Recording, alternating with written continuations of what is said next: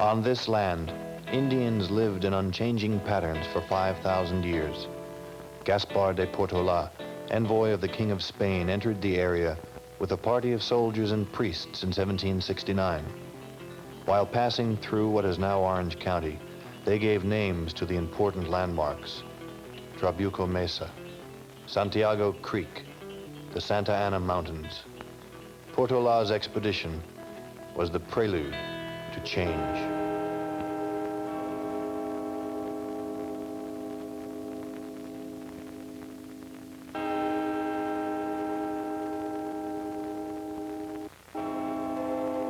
November 1st, 1776. While the American Revolution is beginning to rage a continent away, Father Junipero Serra says a Catholic Mass at a place he has named San Juan Capistrano.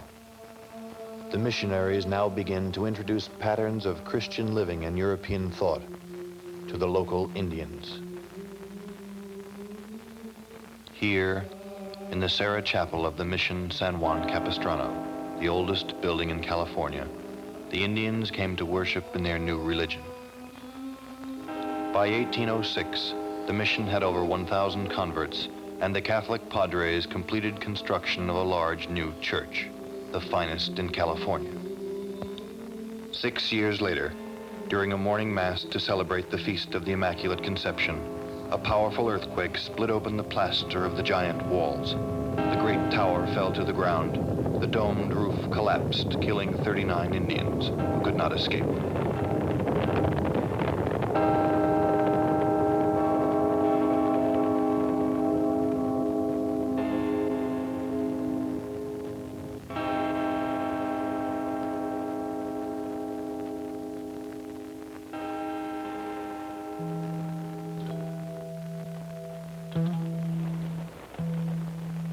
Our romantic image of San Juan Capistrano with its gardens and fountains was created in the recent past.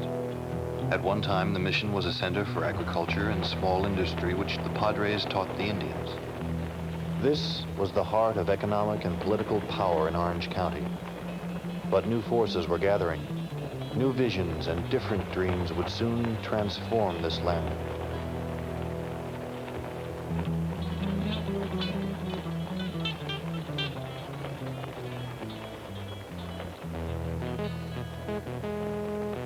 Mexico gained her independence from Spain in 1821. California soon joined the new government. Trading ships from American and European ports were now welcome in the waters off California. A booming trade in cattle hide and tallow developed. A young sailor and author of the book 2 Years Before the Mast, Richard Henry Dann, Jr., described the color and romance of early California, and of the dealings in cattle hides which occurred near a place we now call Dana Point. Looking at the territory we now know as Orange County, we can see how quickly it began to change as massive grants of land were made to form ranchos. The rancho owners, or dons as they were called, became a new center of wealth and power. The first 2 land grants were actually made by the Spanish government. A Spanish soldier, Juan Grijalva, was granted 150,000 acres on the east side of the Santa Ana River. Another soldier, Manuel Nieto, was granted use of land between the Santa Ana and San Gabriel River, approximately 300,000 acres. While the Grijalva descendants, the Yorba, and the Peralta families kept their property in a single piece, Nieto's heirs, under the New Mexican regime, decided to divide the property into 5 parts. 4 of these were located in Orange County. The division of the land took place through surveys conducted by 2 men on horseback carrying a riata, 2 long poles connected by a rope of specified length.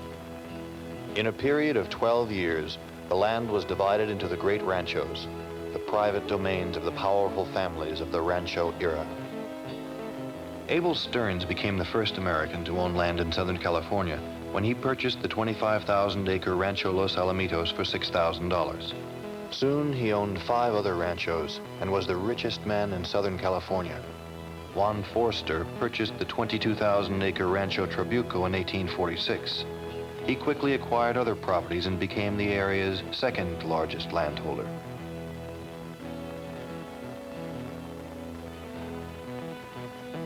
The United States entered into war with Mexico in 1846. Under the command of General Stephen Kearny and led by Scout Kit Carson, the American troops were ordered to secure the territories of New Mexico, Arizona, and California. The California militia of mounted lancers inflicted heavy casualties on the Americans. In the fierce fighting which took place south of the present-day city of Escondido, Kearny was able to maintain control of the battlefield. Several days later, the general and his troops marched north to take Los Angeles. With the signing of the Treaty of Guadalupe Hidalgo in 1848, California became part of the United States of America. The Americans set up a commission to determine ownership of land. The Dons had to rely on their cattle business in order to borrow funds necessary to hire lawyers and surveyors to prove their original ownership. Although most of the grants were approved, many of the Dons were financially ruined by the expense. Then, a severe drought resulted in the collapse of the cattle industry, and the era of the Dons quickly came to an end. In 1857, the Los Angeles Vineyard Society, a group of German immigrants, purchased 1,165 acres from Juan Ontiveros for $2 an acre. In addition, they acquired the right-of-way over Bernardo Yorba's ranch to build an irrigation ditch to the Santa Ana River. In the fall of 1859, the first colonists arrived in this new winemaking colony, which they called their home by the Santa Ana River, Anaheim.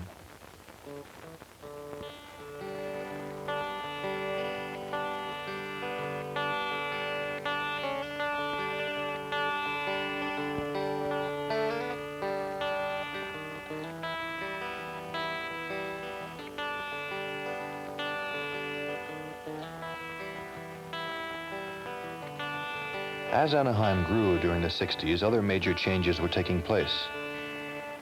James Irvine founded the massive Irvine Ranch. Columbus Tustin founded Tustin City. By 1870, William Spurgeon, shown here with his wife, had laid out the first streets of Santa Ana. Transportation began to develop along the California coast. This, coupled with the new stage lines between San Diego, Anaheim, and Los Angeles, encouraged further development. Abel Stearns founded the Stearns Ranchos. Chapman and Glassell, two attorneys from Los Angeles, petitioned the Richland farmlands, later to become the city of Orange. By 1877, David W. Webster was appointed postmaster of Garden Grove, a town founded as a temperance colony 2 years earlier by Alonzo Cook. McFadden's Landing was established with the coming of the flatboats, which could navigate the shallow waters of Newport Bay. Dreams of instant wealth swept through the territory in 1877 when silver was discovered in the Santiago Mountains. Although coal had been found about the same time, it was silver that brought prospectors to the newly named Silverado Canyon. Unfortunately, the veins of silver were short, and the boom ended quickly.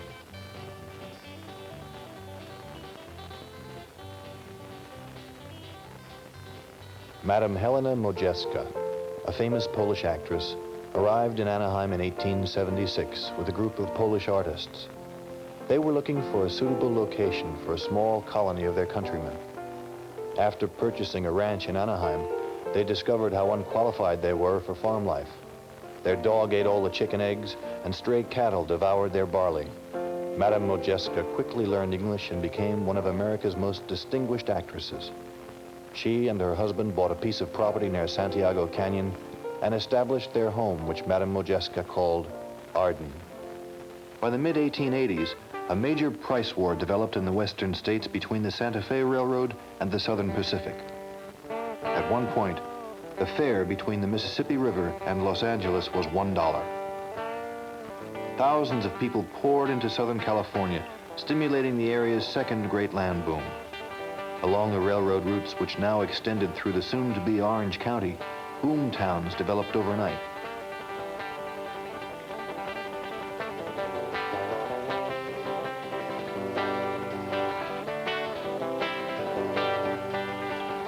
City, San Diego, Old Town Del Mar. Ensenada, Oceanside, from there to Fallbrook, it's a very nice ride. Riverside and Golden too. Then we're riding to San Bernardino. First class seats will send you through by California Railroad Guide.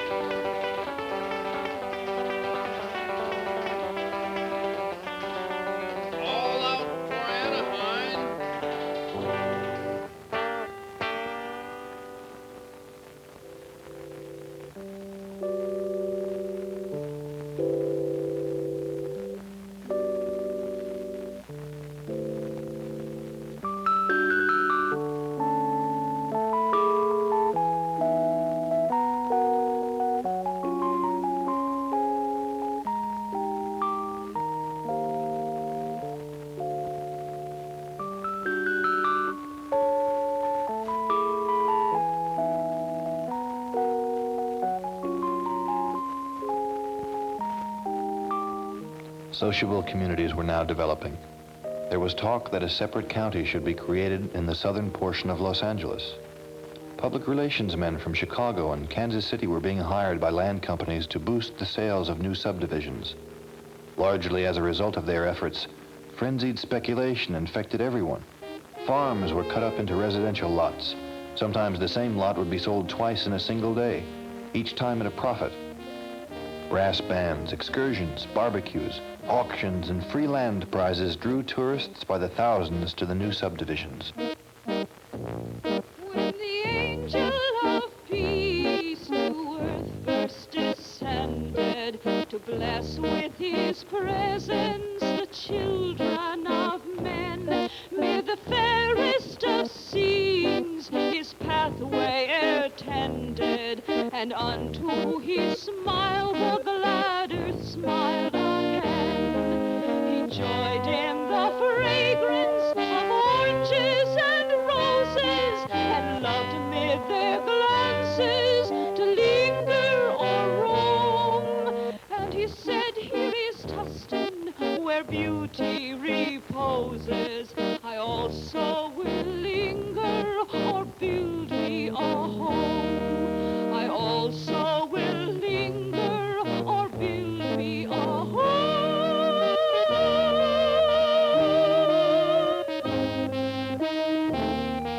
On June 4th, 1889, the citizens of the southern portion of Los Angeles County voted to form their own government. They named their new county after a lush, semi-tropical fruit which the snowed-in citizens of the East Coast and Midwest would surely find alluring: orange. This was a good place to raise a family. The climate was ideal. There was plenty of space, and business was good. Small, friendly towns dotted the landscape. This was the new dream which had taken hold in the short 50 years since the American occupation. And every day, new people arrived to share in the joys of Orange County, California. Not a single person who set up the new county administration was a native son. The colorful culture of the Spanish and Mexican pioneers joined the romantic images of the old Mission San Juan as part of our history. The new Orange County entered the 20th century with prosperity and hope.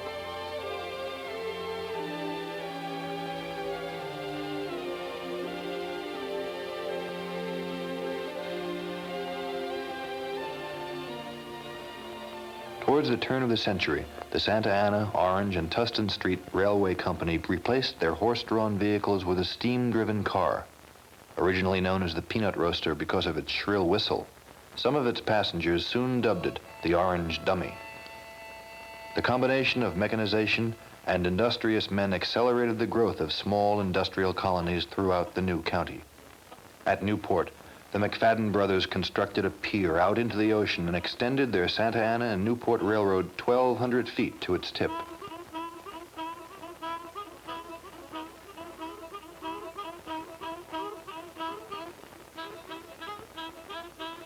Edward Doheny, a promoter for the Cannon Oil Company in Brea, boosted his company's production levels to 50 barrels a day.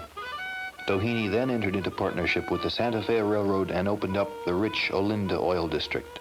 In 1903, railroad developer Henry E Huntington and his brilliant engineer Epes Randolph finished their experiments in Los Angeles with electric rail transportation.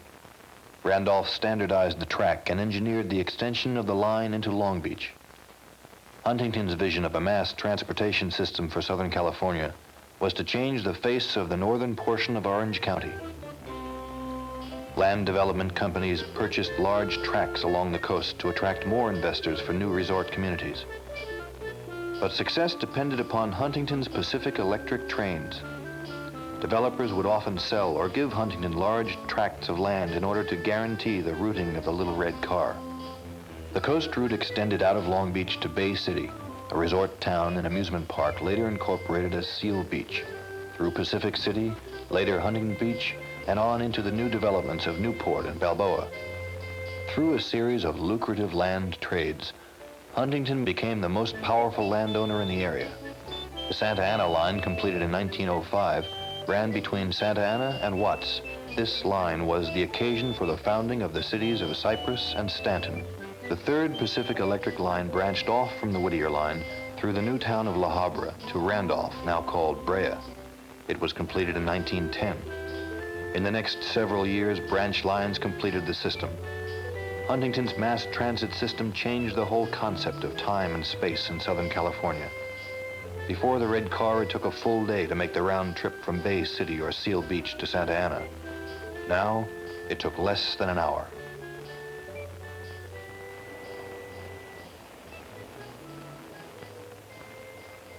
A small colony of artists in Laguna Beach began in the late 1890s.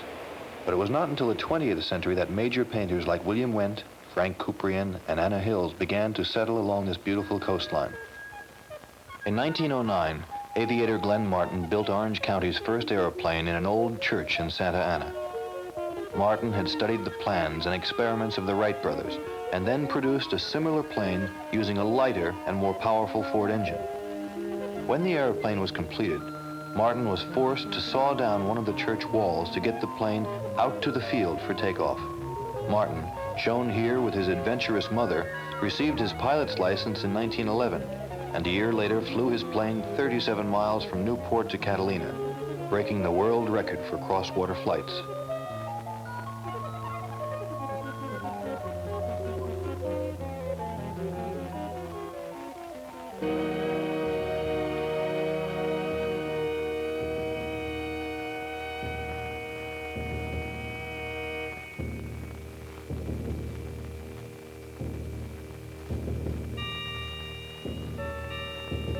About 1,600 Orange County men served in the First World War. Santa Ana's Company L of the California National Guard was ordered into service. Its commander, Captain Nelson M. Holderman, was the county's first Congressional Medal of Honor winner. On the home front, Red Cross chapters were organized in Fullerton and Santa Ana. Liberty loans were supported beyond their quota by Orange County citizens, and young men came to the Santa Ana courthouse to join the armed forces. By the early 1920s, oil and the automobile had formed their inseparable bond. More wells were sunk in Orange County, stimulating the discovery of a tremendous oil deposit in Huntington Beach. The industry grew so rapidly that small businesses, gambling on the popularity of the auto, often became successful servicing the needs of this modern wonder. Businessmen like Walter Knott capitalized on the new highway system. And for all of Southern California, the Sunday drive through Orange County became a form of popular entertainment.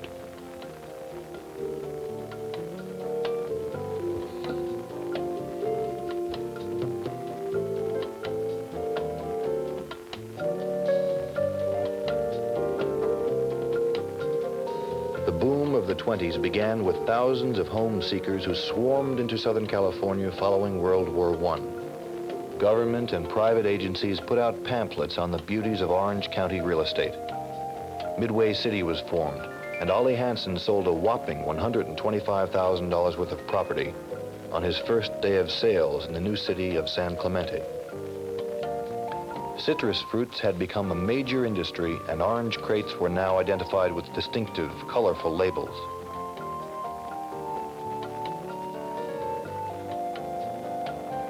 To own an automobile, buy a home, and smell the orange blossoms. These were good times for Orange County.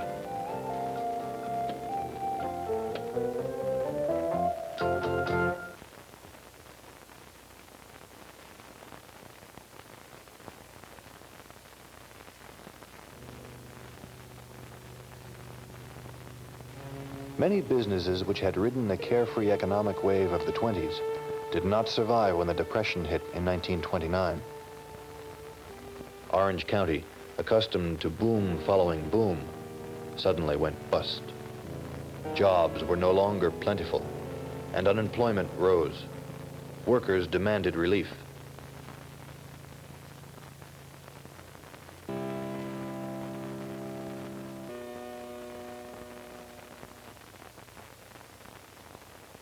Federal government programs like the NRA and WPA put some people to work and brought relief to others. The one bright spot during these years was the birth of the Festival of Arts in Laguna Beach. As if to punctuate the bleak economic reality, a series of natural disasters occurred during the 10-year period which marked the Depression. First, the Long Beach earthquake of 1933 caused serious damage in Anaheim and Santa Ana. In 1938, the Santa Ana River flooded. You could sail overland from Los Alamitos to Santa Ana. 1939 brought a storm that damaged each of the 6 resort town piers along the coast.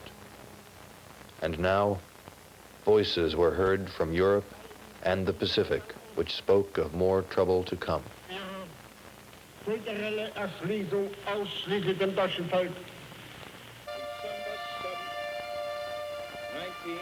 When the Japanese attacked Pearl Harbor in 1941, Orange County had little in the way of military facilities.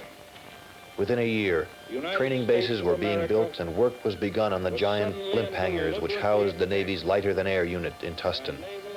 Here, in these enormous hangars, now an historical monument, we are reminded of the sacrifice and bravery which occurred in the midst of international war and destruction. Every day, the average citizen, in uniform or not, was affected by and participated in the war effort. To overcome this premeditated invasion, in the panic that followed the Japanese attack on Pearl Harbor, the government ordered all Americans of Japanese descent to evacuate the coastal regions of the western states. 1,850 Japanese Americans from Orange County were forced to leave their homes and relocate in Arizona. Many of these people, whose loyalty to the United States was unquestionable, lost everything in the turmoil of the evacuation. In 1944, the U.S. Supreme Court struck down the Relocation Act, and many Japanese Americans returned to Orange County to rebuild the lives they had left behind. On the coast of France by troops of the Allied Expeditionary Force. This landing is part of the concerted United Nations plan for the liberation of Europe. Orange County National Guard units were sent to Camp San Luis Obispo 9 months before the attack on Pearl Harbor. At the time, few realized the possibility of America's entry into World War II. Under the harsh realities of the ensuing years, these men forged brave military records. Their aggressive, often heroic actions were crucial to the capture of the Philippines in 1944. The first atomic bomb was dropped on Hiroshima, a military base. We won the race of discovery against the Germans. War is at an end. We may allow ourselves a brief period to find the instrument of surrender at the places indicated. With victory and peace secure, Orange County took a big breath and prepared to enter a remarkable future. To peel away much of her simple past. 1950, Orange County, California. The beginning of the greatest transformation in Orange County history. The statistics of this great plunge into the future are astounding. Between 1953 and 1955, The number of lots subdivided in Orange County rose from 10,504 to 27,675. A county population of 216,000 soared in 10 years to 704,000. 11 new cities were incorporated. For a while, Garden Grove was the fastest growing city in the nation. This wasn't a boom, it was an explosion. Young families poured into Orange County, and the county seemed to keep up with the enormous demand. Shopping centers, churches, mobile home parks, a whole new way of life was being built for hundreds of thousands of people attracted to California living.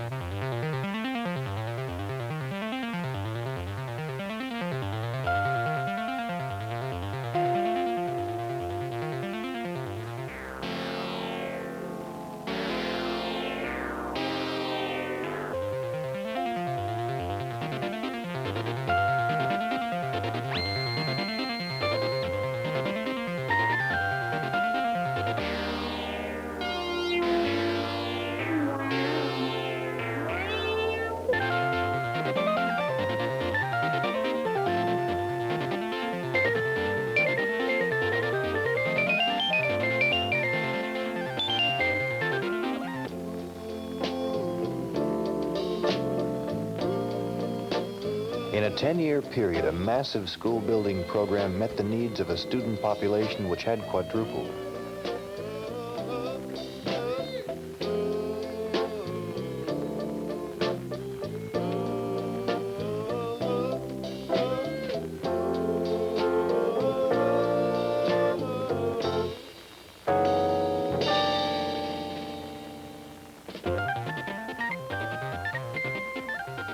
In 1955, the opening of Disneyland marked the realization of one of Walt Disney's fondest dreams.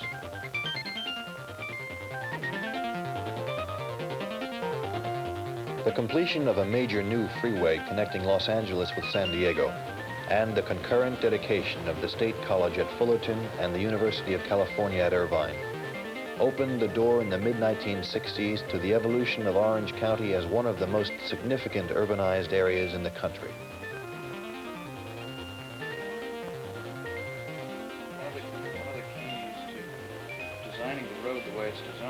The development of the 1950s had been in the flat, northeast section of the county.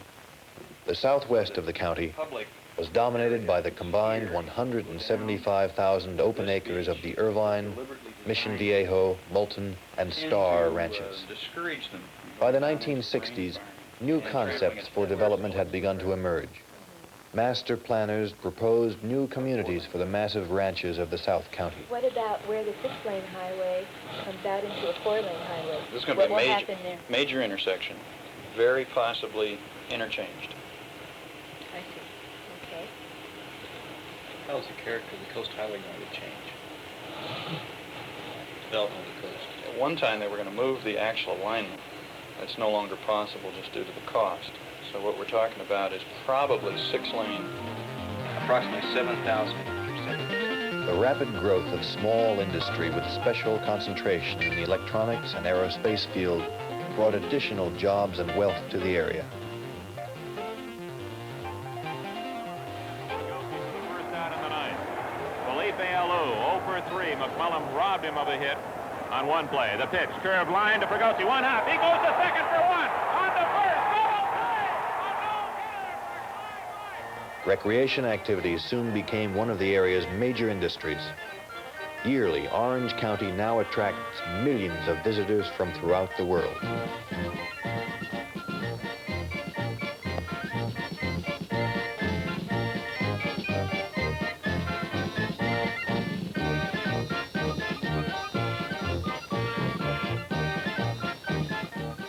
For 5,000 years, Indians lived on this land in unchanging patterns.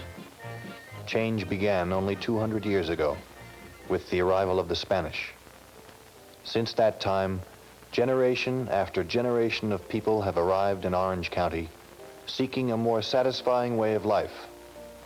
Each person brought a new dream, and each dream became a new reality. This is the history of Orange County, California.